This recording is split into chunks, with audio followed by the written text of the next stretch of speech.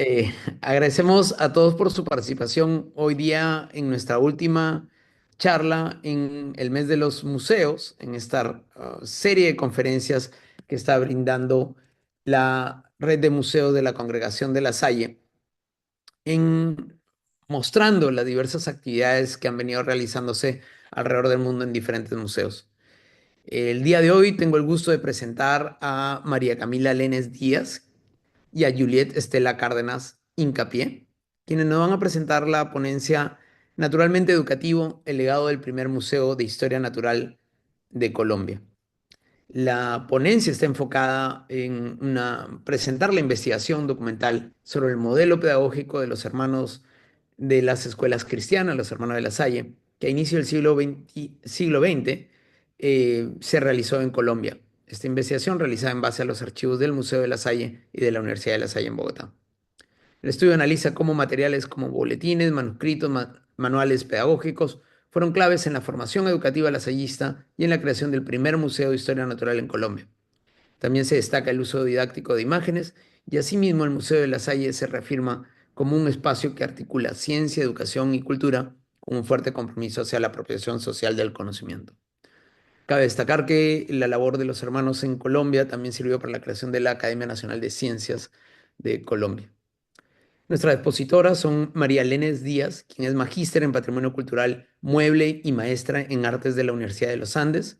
Tiene experiencia en investigación, conservación de colecciones y documentación, así como en gestión de proyectos culturales, curaduría, planeación museográfica y estrategia de divulgación. Su trayectoria muestra un compromiso constante con el ámbito cultural, los museos y el patrimonio.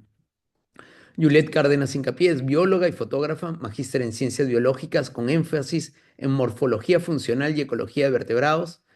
Tiene una larga experiencia en divulgación científica en museos, conservación de colecciones biológicas y liderazgo de proyectos. Habilidades en el trabajo colaborativo, resolución de problemas, manejo de datos de biodiversidad y herramientas ofimáticas. Ha participado en procesos de enseñanza y acompañamiento a estudiantes de pregrado. Es un gusto, Juliet, María, que han en control del Zoom para que hagan su presentación. Gracias por la presentación. Tengo una preguntita, es que no me está dejando compartir. Ah, tienes facultades de compartir sin ningún problema. Listo, ya me...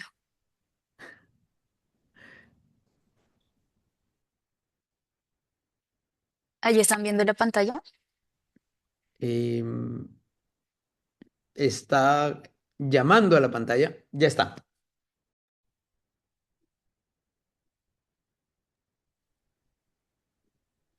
Listo. Ahí me escuchan bien, sí. Te escuchamos bien, Juliet. Bueno, muchas gracias por la invitación y por este espacio como para mostrar un poquito sobre la investigación que se realizó del legado pedagógico de los hermanos de La Salle y cómo todo este legado inició en la construcción pues del museo como tal, de nuestro Museo de Ciencias Naturales.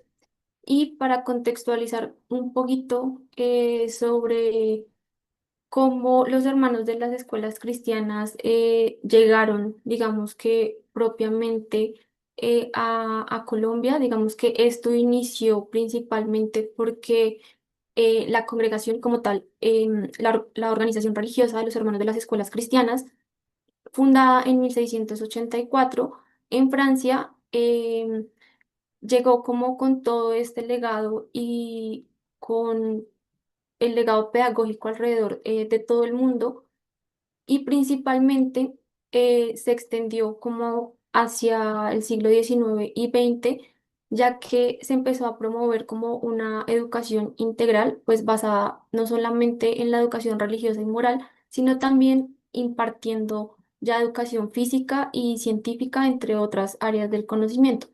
Entonces se empezó a adoptar estas temáticas de acuerdo, digamos que a las poblaciones o a cada población en la que se encontraban los hermanos. La congregación como tal en Latinoamérica llegó primero a Ecuador. Ya posteriormente allí se empezó como a promover toda esta educación de básica, primaria y secundaria, Y para 1870, eh, el ministro que en ese entonces se encontraba en Ecuador hizo la recomendación a Colombia y pues referenció como esa destacada educación que tenían los hermanos allí para que ellos, digamos que migraran o se establecieran como tal en el territorio colombiano y poder iniciar como todos esos procesos educativos ya propiamente en Colombia. Como tal, ya dentro del instituto y principalmente de la comunidad lasallista, los profesores tenían una práctica pedagógica muy innovadora y que se basaba en dinámicas que involucraban a los estudiantes en diferentes procesos académicos. Entonces, esta forma de preparar las clases de una manera autodidacta en diversas áreas permitía ofrecer una enseñanza integral, pues de manera que los estudiantes se mantuvieran interesados. Entonces, estas metodologías eh, implicaron pues toda la recopilación de todo ese conocimiento y de todas esas didácticas pedagógicas a través de escritos o publicaciones y empezaron a integrarlos en procesos un poco más divulgativos como manuales educativos adaptados a las necesidades propiamente de la población y de las clases o del pensum que querían mostrar en ese momento. Siguiente. Ya dentro de las labores pedagógicas que tenía la congregación lasallista, se encontraba pues todo ese reconocimiento de ese entorno natural, tanto de las comunidades como de la naturaleza o biodiversidad que se encontraba alrededor. Por esta razón, en 1910 se funda el Museo de Ciencias Naturales de La Salle por medio del hermano Apolinar María y desde su llegada él siempre tuvo como presente consolidar unas colecciones biológicas que en su momento, a partir pues de ellas, de esta recolección, se empezaron a colectar especímenes biológicos, geológicos, arqueológicos, y la finalidad también de estas colectas era principalmente enseñar y pues cautivar a estas juventudes sobre los recursos naturales que se tenían, la biodiversidad que se tenía en Colombia e incluso en otras partes del mundo. Ya posteriormente, en 1913, se funda como tal el Boletín de la Sociedad de Ciencias Naturales del Instituto de La Salle, y este boletín ya fue también otra forma de divulgación y de promover esa investigación y ese conocimiento científico. Entonces, todas estas iniciativas pedagógicas también llevaron a que los hermanos empezaran a conformar expediciones propiamente con los estudiantes y a conformar esos institutos de ciencias naturales en varias zonas del país. Eh, ya pues como con esto, todas estas iniciativas permitieron como un avance significativo en el conocimiento científico y pues como tal en la modernización del conocimiento científico propiamente en Colombia, principalmente pues durante el siglo XX y pues esto se dio gracias pues digamos que aquí lo enfocamos puntualmente como al área de las ciencias, matemáticas, física, química, biología y geología, pero ellos también estaban muy involucrados en otras disciplinas, digamos que políticas también y socioculturales. Entonces es importante también pues destacar como el papel que tuvo o las bases del modelo pedagógico lasallista en la consolidación propiamente como tal del museo y cómo los hermanos eh, tenían un esquema muy como estructurado para las lecciones como parte pues de sus clases que impartían. Siguiente.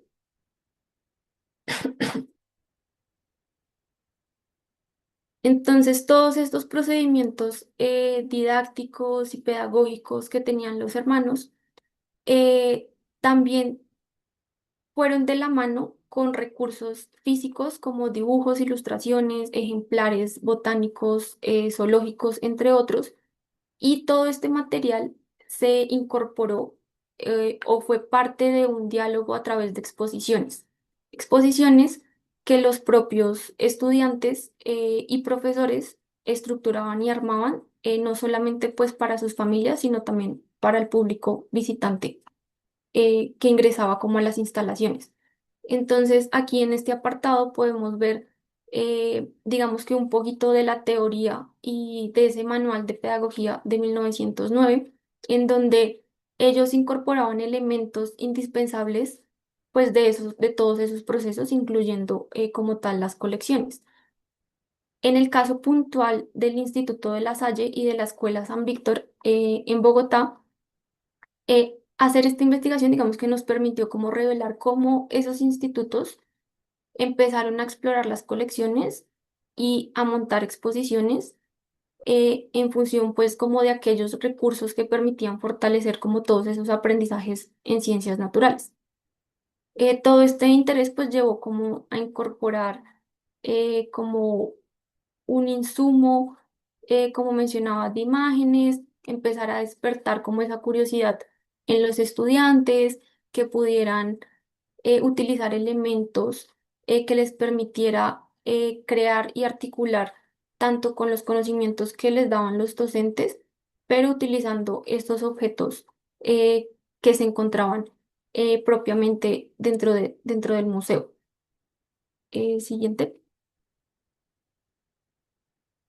Entonces, ya pasando como de toda la parte, eh, digamos que conceptual, y ya pasando como de todos estos implementos que utilizaban los hermanos, como los cuadernos propiamente de ellos, y en donde pues describían, digamos que descripciones muy detalladas y muy precisas de la anatomía, la fisiología, ecología, incluso evolución o distribución geográfica de aquellas especies que eran nuevas para la ciencia, pero también que eran desconocidas para la sociedad. Entonces, la compilación de todas estas notas deja ver como el resultado de esa labor tan minuciosa que tenían los hermanos de lecturas de fuentes científicas, no solamente fuentes nacionales, sino también de otras partes del mundo. Entonces, esto empezó a permitir o hacer una herramienta para que se pudiera plasmar como tal ya en el museo. Entonces, por ejemplo, las monografías del hermano Nicéforo María, que se publicaron no solamente en revistas nacionales, sino también extranjeras. Entonces ahí se empieza a ver como toda esa rigurosidad técnica en cuanto a descripciones, pero que también estaban acompañadas de ilustraciones muy realistas y muy veraces, como a lo que ellos veían en campo. Siguiente. Entonces, la integración pues de las colecciones y como del arte, de todas estas técnicas de exposición, también se veía plasmado en libros que ellos escribían y redactaban y que publicaron y que eran especialmente para sus estudiantes. Entonces, un ejemplo de esto es uno de los libros que publicó el hermano Daniel en 1960, y allí él hacía una descripción y era como una guía de estudio, pero a la vez también era una guía de campo. Esta guía facilitaba como el acceso ágil a ese contenido y también era muy práctico. Entonces, en una de las páginas de este, como, sí, como de este libro, él explicaba eh, puntualmente, pues digamos que la importancia de la observación, de la experimentación, del diseño y de la colección para conformar como tal, pues las colecciones que hoy en día tenemos.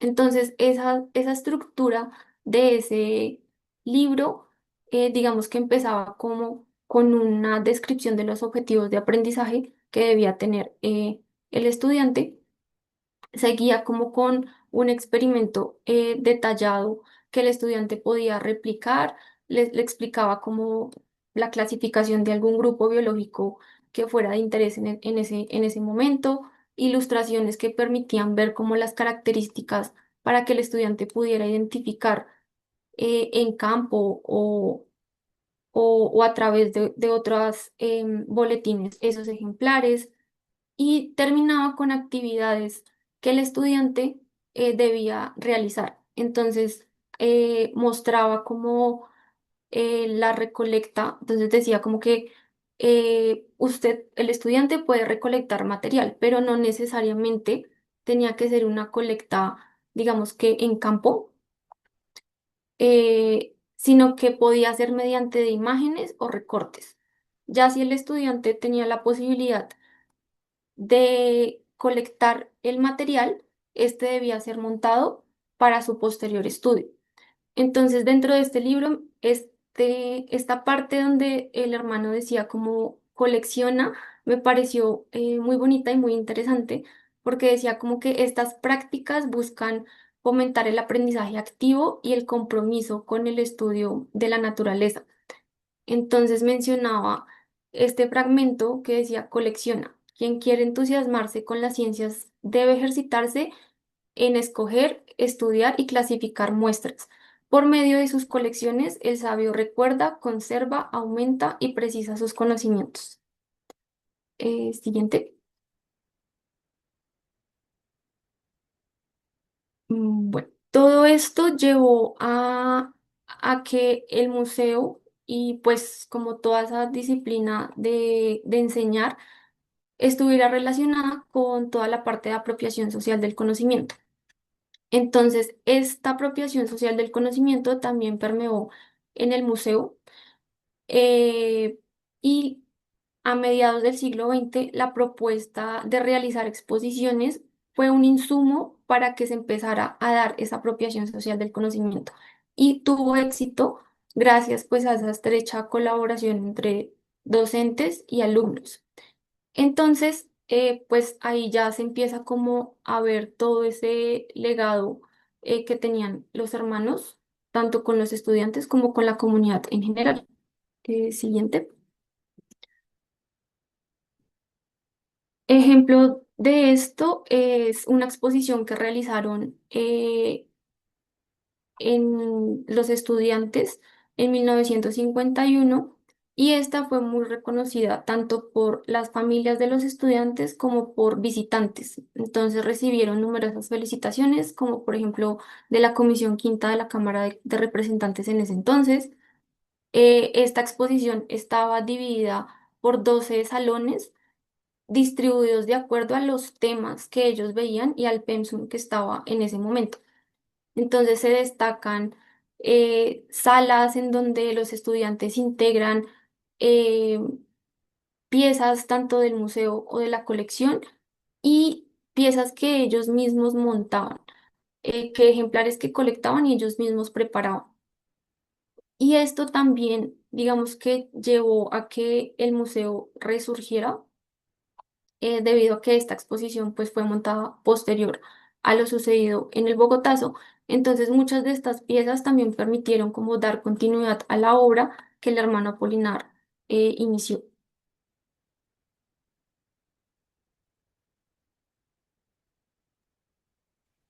Listo. Entonces, en este punto vamos a hablar de la parte expositiva y cómo los hermanos adaptaron metodológicamente esas herramientas pedagógicas para poder incluir todo el tema de las exposiciones como parte fundamental y como un engranaje del museo, pero también de toda la parte del instituto y la propuesta educativa que ellos estaban teniendo en ese momento. Esta también es una foto de la exposición de 1951 y pues fue precisamente esta revisión a los boletines de la vida escolar del instituto los que nos permitieron darnos cuenta que habían sucedido una suerte de hechos que enmarcaban todos estos intereses pedagógicos con una relación íntima de los intereses museales de los hermanos.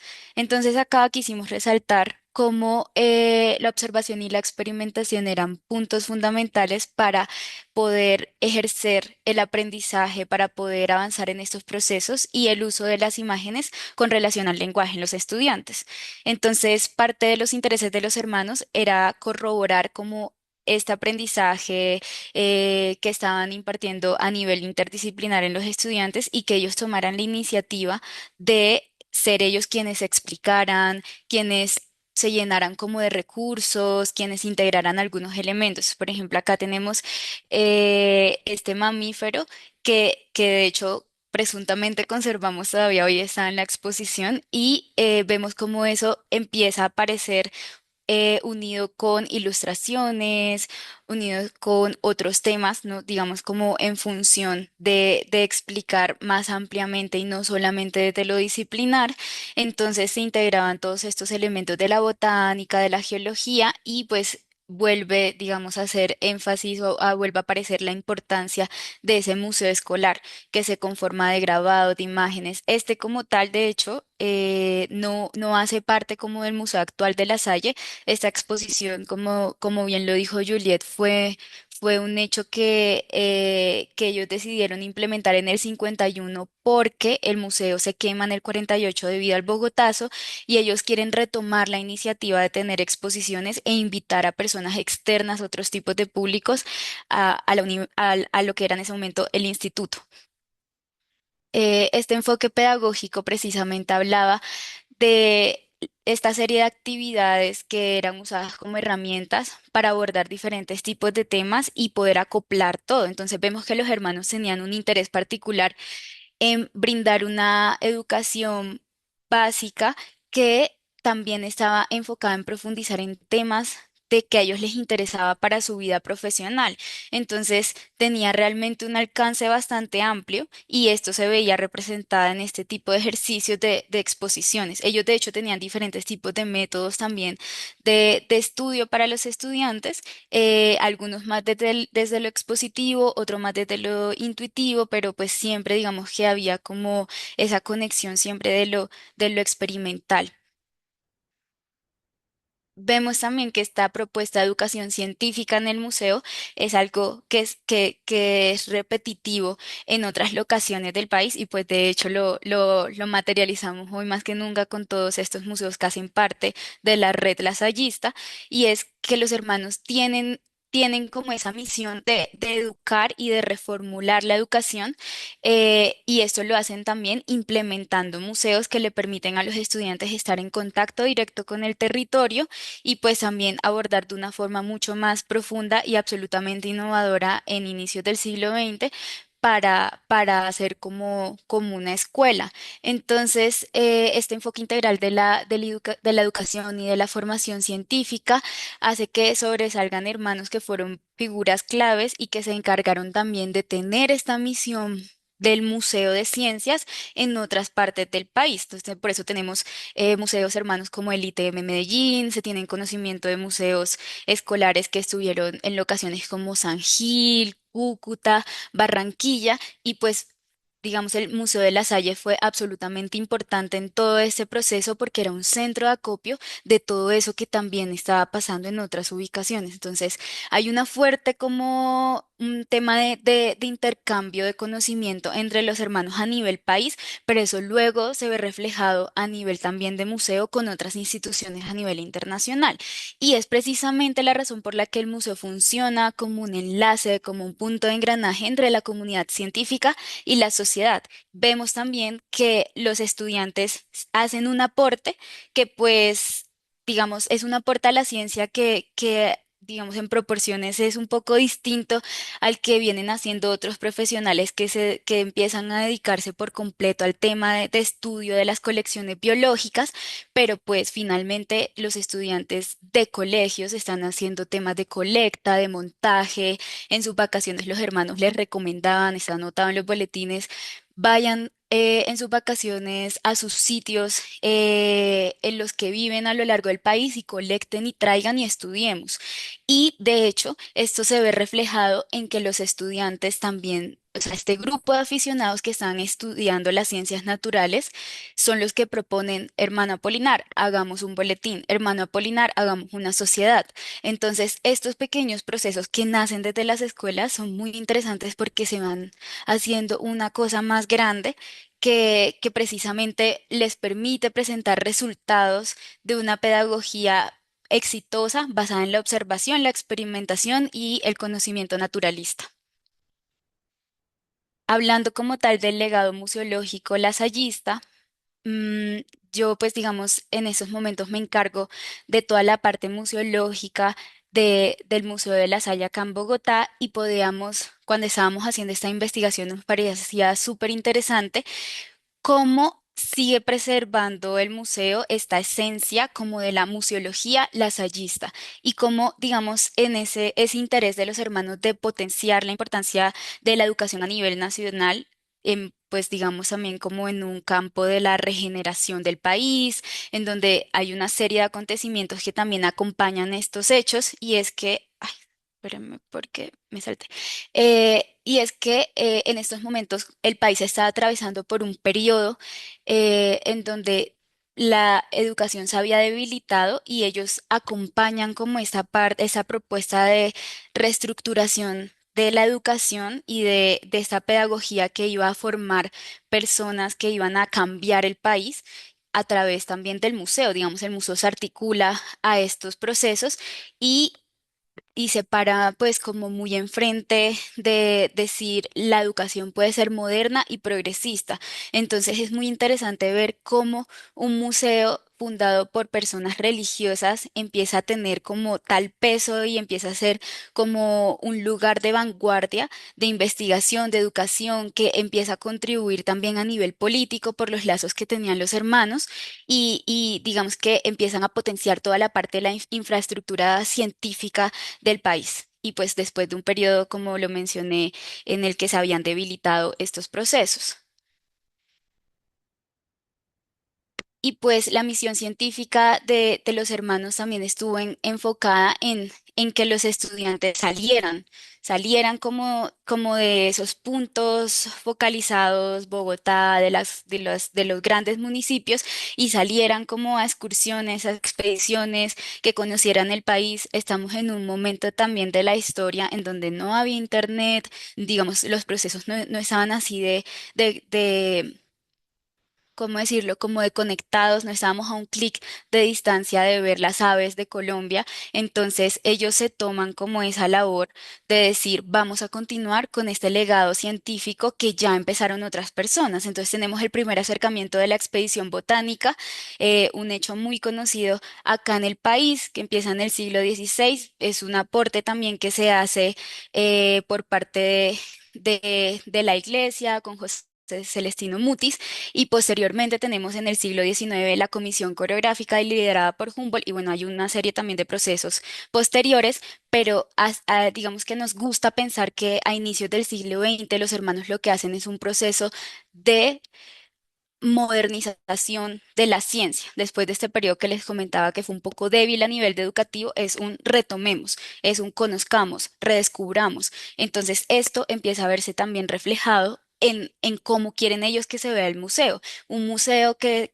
se funda en Bogotá y que también abre sus puertas a toda la comunidad a nivel país y les dice, vengan al museo si quieren conocer las especies, si quieren aprender de ciencias naturales, tú también puedes ser naturalista y es algo que empiezan a impartir como desde muy jóvenes con los chicos que se llevan a todas estas excursiones.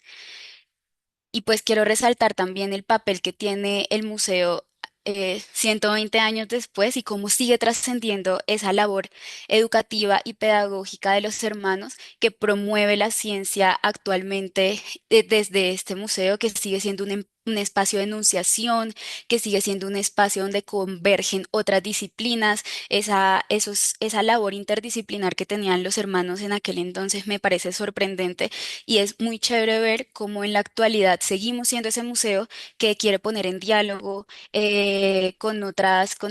digamos, otros lugares de enunciación. Entonces, traer a las comunidades a que sean ellos acá quienes postulen cosas nuevas, traer exposiciones donde también hay un diálogo con cómo la gente percibe la ciencia, pero digamos, sin perder esa rigurosidad. De la historia que contamos a través de estos espacios. Y pues 120 años después esta labor de los hermanos sigue latente y ha trascendido a tal punto que creo que podemos ver con los ojos del presente cómo ese modelo pedagógico anterior, que seguramente ha cambiado muchísimo a lo largo del tiempo, continúa, digamos, teniendo un papel fundamental a nivel social y que seguimos hoy día también haciendo apropiación social del conocimiento a través de exposiciones, que era en un principio lo que ellos proponen un poco con todos estos modelos pedagógicos y estas herramientas que empiezan a desarrollar a través de los manuales. Y pues digamos que yo quiero culminar como con esa parte y pues agradecerles por su atención, agradecer también a Antonio que ha sido parte fundamental de este proceso. Antonio fue voluntario del proceso y nos ayudó muchísimo a Juliet y a mí haciendo esta investigación y pues a todos y a todas por estar presentes el día de hoy. Y pues abrimos, yo creo, el espacio de preguntas. Gracias, Julieta. Gracias, María. Es una brillante exposición la que han hecho, además mostrando cómo los hermanos han venido trabajando 150 años. Discutía en parte de las investigaciones originales que se comenzaron cuando se estaba creando la red, de por qué los hermanos comenzaron a desplegar tantos esfuerzos. Y era no solamente que eran más, sino que eran más fundamentalmente curiosos científicos a territorios nuevos donde iban llegando. Eso les dio oportunidades de que su curiosidad, vinculada además a su profesión y a su necesidad de la curiosidad para la pedagogía, de generar en las comunidades donde estaban el interés. Hay muchos biólogos, científicos de diversas áreas que son exalumnos de La Salle y que fueron formados por los mismos hermanos y esa curiosidad científica es la que nos ha llevado a todos al lugar donde estamos. Abro la sesión para preguntas, si es que alguien tuviera alguna pregunta en concreto. Minerva de México pregunta si el museo está dentro del colegio. Bueno, actualmente creo que obviamos un poco eso, pero actualmente el museo está dentro de la Universidad de La Salle. Hacia los años 60 deja de funcionar el instituto y se funda la Universidad de La Salle como tal en esta sede Candelaria y en la sede Chapinero acá en Bogotá y pasa, digamos, como un proceso de renovación. Entonces, en la actualidad ya no hay colegio, estamos articulados a la Universidad de La Salle, pero el museo como tal es de la Congregación de los Hermanos. Está nucleada además en el distrito de Bogotá, para que también quede claro, porque en Colombia está el distrito de Bogotá y el distrito norandino, que es el resto de Colombia sin Bogotá, para que nos quede claro. Y de hecho ahora es un museo universitario, científico, muy similar a lo que ocurre en varios lugares de América Latina. No sé si hay alguna otra pregunta o comentario.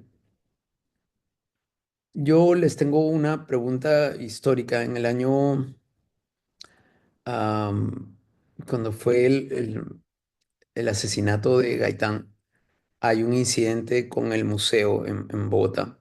El museo estaba en el colegio en esa época, de hecho físicamente sigue estando en lo que era el predio del colegio, que ahora es predio de la universidad, y queman el edificio.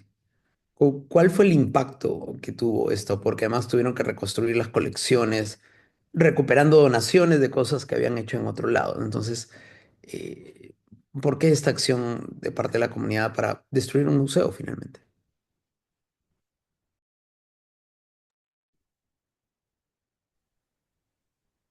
Bueno, yo quiero mencionar que ocurre precisamente un incendio en 1948. Esto, digamos, tiene lugar porque hay una situación de orden civil en Bogotá. Asesinan a un líder político muy importante, que es Jorge Eliezer Gaitán, y presuntamente se dijo en ese entonces que los hermanos de La Salle, quienes habían sido apoyados por toda la ala conservadora del país, eh, tenían como unas armas y que estas armas habían sido utilizadas para el asesinato. Lo que hemos podido revisar también de todo el tema de boletines y como esa reconstrucción histórica es que en realidad estas armas eran unos fusiles que tienen pues que tenían los hermanos que habían sido enviados como un regalo de la Primera Guerra Mundial.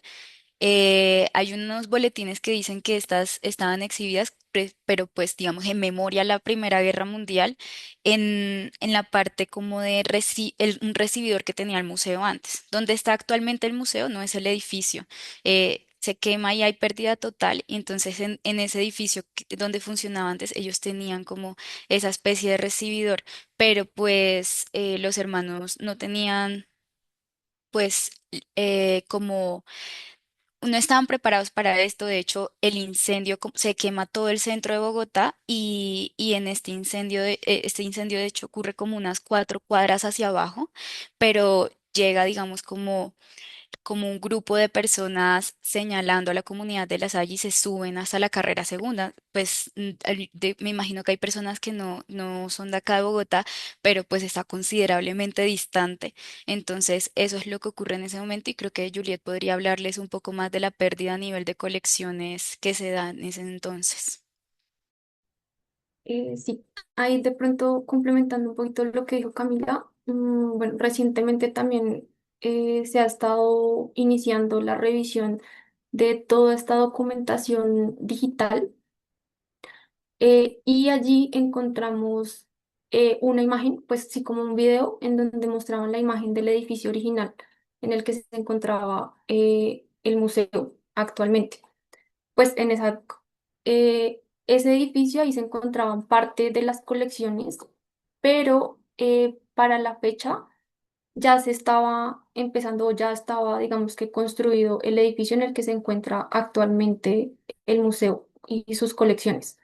Entonces, parte de las colecciones ya habían sido trasladadas al nuevo edificio, pero la otra parte se quedó en el edificio, digamos que original. Y pues este edificio ya, eh, por su antigüedad, pues su arquitectura estaba hecha en madera y las colecciones que allí estaban principalmente era todo lo de invertebrados y botánica. Dentro de la revisión de los boletines y como de los registros que los hermanos tenían, se estima que se perdieron y se quemaron alrededor de 100.000 ejemplares, que pues ya posteriormente, digamos que algunos, como el caso, por ejemplo, de la colección botánica del herbario, los hermanos tenían muy buenas relaciones con otras instituciones fuera del país y el herbario permite hacer duplicados. Entonces, parte del material se envió a otras instituciones y la otra parte se quedó en en el museo.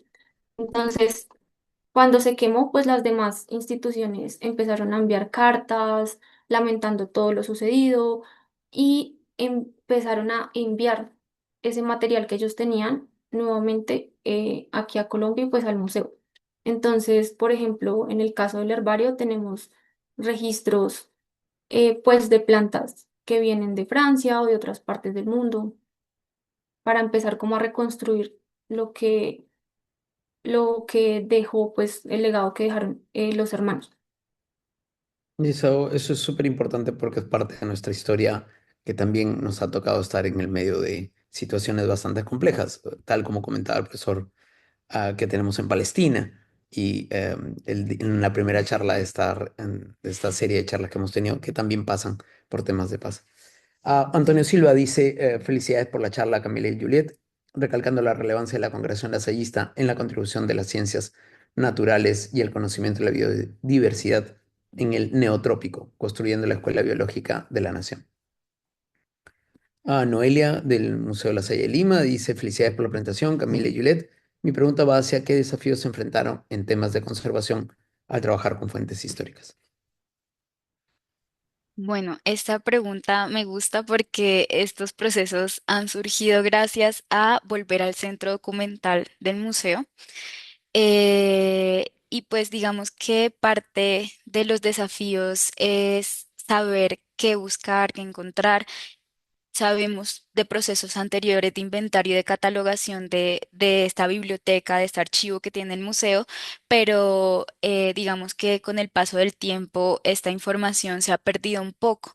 Entonces, lo que quisimos y en lo que hemos estado trabajando desde el año pasado es volver a conectar con la memoria histórica del museo a través de los archivos, de las fuentes. Parte importante se quemó durante el Bogotazo en el 48, pero El año pasado tuvimos un proyecto en el que quisimos hacer un proceso de valoración de nuestras colecciones y esto implicó la lectura de los boletines, leer cómo era también la vida escolar en el instituto, cómo se empezaron como todos estos procesos de fundación de la sociedad científica y demás. Entonces, creo que el desafío es un poco como tratar de seleccionar en medio de toda la información muy valiosa que hay. No hemos o sea, en este momento todavía no hemos terminado de hacer la revisión de ese archivo patrimonial, pero creemos que eh, resguarda toda esa memoria patrimonial del museo. Entonces, yo creo que es importante saber que estos museos de ciencias tienen un gran valor por toda la fuente de investigación que pueden ser, pero quisimos, digamos, hacer un llamado pues empezando acá por medio de este museo, de la importancia de reconocer los valores históricos y simbólicos de los objetos. ¿Cuál es esa vida de los objetos? Saber que los objetos son un elemento documental en sí mismo, las colecciones son un elemento documental, entonces unir eso ha sido complejo por el volumen, pero también ha sido un proceso muy gratificante porque hemos redescubierto la historia del museo. Yo lo llamaría así, pues hoy en día esos procesos siguen siendo, están acompañados por una capacidad de asombro. Sí, en este museo está la oportunidad de descubrir algo nuevo todos los días y ha sido muy bonito poder empezar por el centro de documentación. Para, no sé, tenemos un listado de bases de datos de las colecciones biológicas y de repente se pueden como trazar estos hilos y volver al centro documental y decir, ah, ok, esto está aquí, es importante por esto y está esta historia sujeta a este objeto. Entonces ha sido un desafío por el volumen y porque ha sido una recuperación, pero también ha sido una fortuna tener la oportunidad de volver a leer toda esta memoria del museo a través del archivo. Nada, muchas gracias, María Camila. No sé si hubiera algún otro comentario o pregunta. Creo que quedó todo claro y además es una grata experiencia que nos va a servir. El video va a quedar colgado como todas las charlas. Y con esto concluimos nuestra serie de charlas, las 6 que hemos tenido con museos en Argentina, en Perú, en Palestina, en Colombia y en México. Es un gusto ver cómo seguimos trabajando nuestras actividades desde la congregación. Felicitaciones a ustedes. Espero que pronto estemos en el encuentro que vamos a tener de museos aquí en Lima y un gusto, que tengan buena tarde. Cuídense mucho. Muchas Chao, gracias chao. por el espacio. Gracias.